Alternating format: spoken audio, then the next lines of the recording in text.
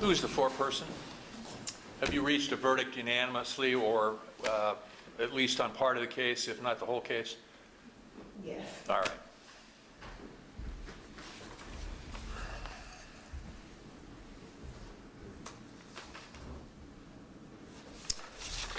Do you want to read them or do you want me to read them?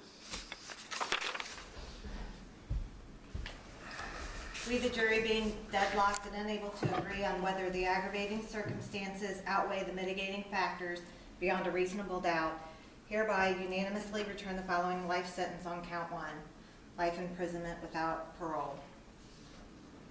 We, the jury, being deadlocked and unable to agree on whether the aggravating circumstances outweigh the mitigating factors beyond a reasonable doubt, hereby unanimously return the following life sentence on count 2, life imprisonment without parole. The counsel on either side want to see the verdict forms. They appear to be signed by all 12 jurors and be in proper form, but if you want to come up before we discharge the jury, why, feel free. No, Your Honor. All No.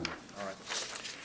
As we did after the first verdict, members of the jury, I'm going to poll you just for the record, but because this is being live streamed, I'm going to use the numbers starting with the gentleman in the upper left-hand corner as juror number 1 and just go down the top row and then cover the 3 of you in the lower row. Juror number 1, do these verdicts reflect your independent evaluation and judgment on both counts?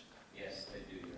Juror number 2, do these verdicts reflect your individual judgment and conclusion on both counts? Yes. Juror number 3, do these 2 verdicts reflect your individual judgment on both counts? Yes. Juror number 4, do these verdicts reflect your individual judgment on both counts? Yes. Juror number 5, do these verdicts reflect your individual judgment on both counts? Yes. Juror number 6, are these verdicts reflective of your individual judgment on both count 1 and count 2? Yes. Juror number 7, do these verdicts reflect your individual judgment on count 1 and count 2? Yes, sir. Juror number 8, do these verdicts reflect your individual judgment on counts 1 and 2? Yes, sir. Juror number 9, do these verdicts reflect your individual judgment about counts 1 and count 2? Yes. Juror number 10, do these verdicts reflect your individual judgment about the outcome on both counts 1 and count 2? Yes. Juror number 11, do these reflect your individual judgment about counts 1 and 2? Sure. Finally, Juror 12, do these verdicts reflect your individual judgment about the outcome that's proper on counts 1 and 2? Yes, Your Honor. All right, thank you. Is there anything else that either side thinks we ought to ask of these jurors before I go through a short statement and release them? Mr. O'Brien? Not from the state, Your Honor, other than to thank them for their service. Mr. Benton? No, Your Honor. Thank you as well.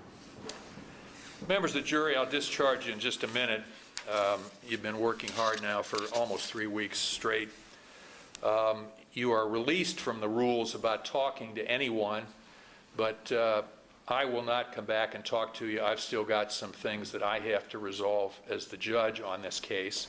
The lawyers probably will exercise the same discretion to not come back and talk to you. However, sometimes jurors have thoughtful things to pass along to judges and lawyers. So if, as you go home and down process from this very demanding case, you want to send us a letter, that's perfectly all right. Please feel free to do it. If you want to send it through Mrs. Jeffrey, why, she can get it to the lawyers. I'm not suggesting you ought to do that or have to do that or anything of the sort, but I am trying to give you the opportunity if you feel that there's something you want to say after you're discharged and done with this case. You have the right to talk to anybody or to talk to nobody. You have the right to talk tonight, or you have the right to talk in 4 weeks or whenever. You do not have any restrictions. There is no obligation that you have to talk to anyone about this case in your service as jurors, but that's up to you. All right? The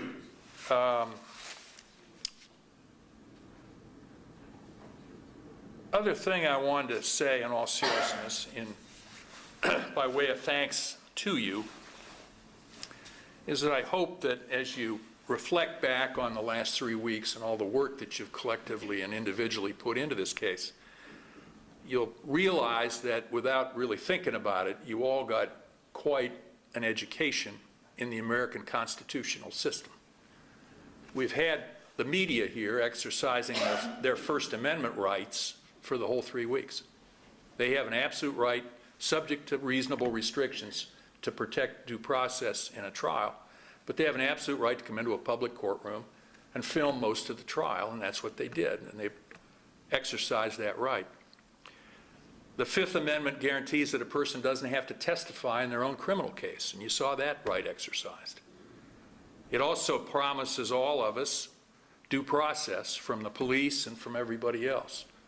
And Mr. Smith is alive today because the police reflected on him as a human being and made sure he got medical care on February 10th, 2018, that probably saved his life with all those gunshot wounds that we heard about.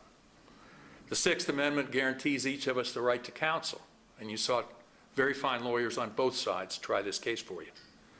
And the Eighth Amendment requires significant procedural guarantees like this two-phase trial if a death penalty's even under consideration.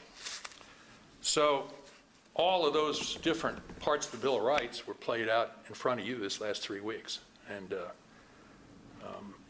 it's something that you might not otherwise think of, but it was really a civics lesson, if you will.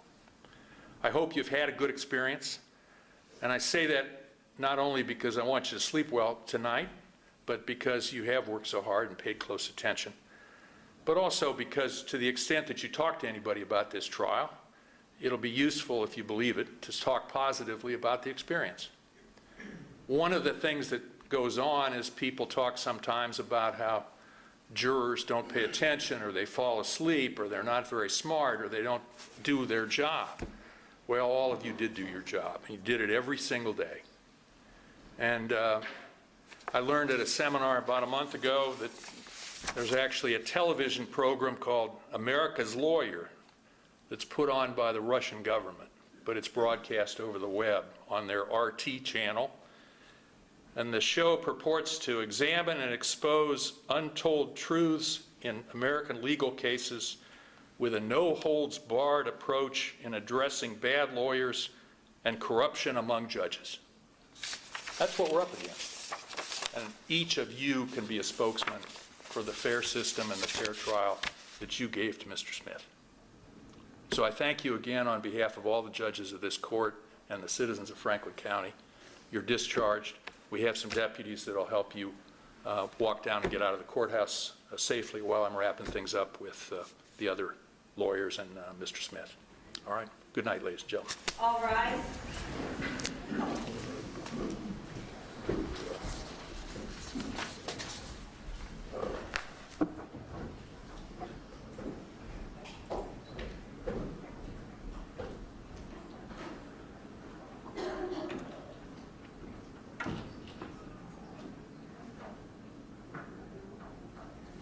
All right, everyone be seated, please. If anybody wants to leave, you can. I've got to cover some loose ends with the lawyers, though. Mr. O'Brien, I believe you are prepared to proceed on the weapon under disability charge, which Mr. Smith waived a jury on, and on the gun specifications. Do you want to address that briefly? Yes, Your Honor. May I please record in conversations with Mr. Benton and Ms. Menashe at the time of the jury waiver. They're not contesting that on or about May 28th in the county of Cuyahoga, state of Ohio, of 2009, I believe it was, that the defendant was convicted of burglary, a felony of the second degree, with a 1-year gun spec in that case, and was sentenced to the Ohio Department of Rehabilitation and Correction. Pursuant to that guilty plea, I have a certified copy of that judgment entry in my office. Not being aware we were going to proceed today, I can deliver that to the court in the court reporter tomorrow. But that conviction would be the basis of the second offense domestic violence in count 5, as well as the jury waived weapon under disability. That was count 6. Yes. And the gun specifications in counts 1 and 2 that deal with discharging a firearm at and or causing harm to police officers, which I believe are a 54-month spec and a 126-month spec, I believe. And I'm saying that off the top of my head because I don't have the indictment. I remember the 54. I'm not sure about the 100 and something, but anyway.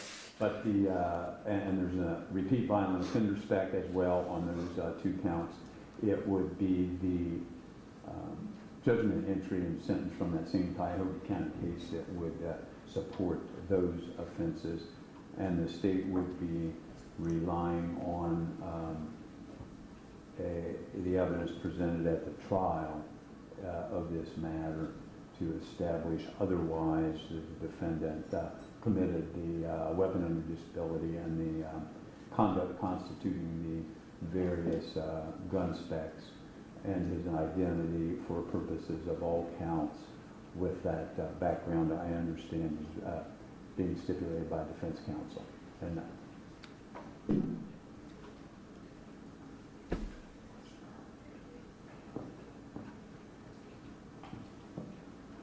okay, and I guess thinking that counts 3 and 4 will eventually merge, I think the stipulations would apply to counts 3 and 4 as well as the judgment of conviction for the gun specifications in the RVO spec. But the state would understand the court would probably, much like the jury did in the first phase, need to render a verdict on all those counts with respect to the specifications and then merge them on November 21st at the time of sentencing. All right. Ms. Menashe? Yes, Your Honor, we do stipulate to the prior conviction out of Cuyahoga County. I believe that just because this is technically a bench trial, we have no issue with the state moving to admit the evidence that was introduced at the trial for which we just concluded. Also, in terms of identity, we stipulate to that. I have discussed these issues with Mr. Smith, and he has no, he understands and he's in agreement with our strategic decision to do just this. Mr. Smith, is that right? Do you understand what we're doing to resolve the weapon under disability charge and the 2 gun specifications and the repeat violent offender specifications that are tag-alongs, if you will, on the aggravated murder charges? Yes, I understand. All right. You're in agreement with what Ms. Menashe said then, right? Yes. All right. Does Mr. Smith want to testify in this bench trial? No, Your Honor. All right. Go ahead and be seated then. And Your Honor, for the record, the 2 firearm specifications is a 54-month and a 126-month specification. And you don't have any problem with Mr. O'Brien bringing the certified copy over tomorrow for the record of the Cuyahoga County conviction, I take it? Absolutely not, Your Honor. All right. Is there any other evidence from the defense that you want to have the court consider? No, Your Honor. No, Your Honor. All right. That'll be taken under advisement, and I'll decide it on the sentencing day if that's acceptable with everybody. Anything else while we have Mr. Smith here? Mr. Lowe or Mr. O'Brien? No, Your Honor, I cannot think of anything. Mrs. Menashe? No, Your Honor, thank you. And everybody's in agreement that the prosecutors will come over tomorrow and get the material and keep it secure, Yes, sir. pending any appeal. All right. Cheryl, anything else they need? Okay. All right, we'll be in recess. Thank you all. I'll get you copies of the verdicts if you want to wait a second.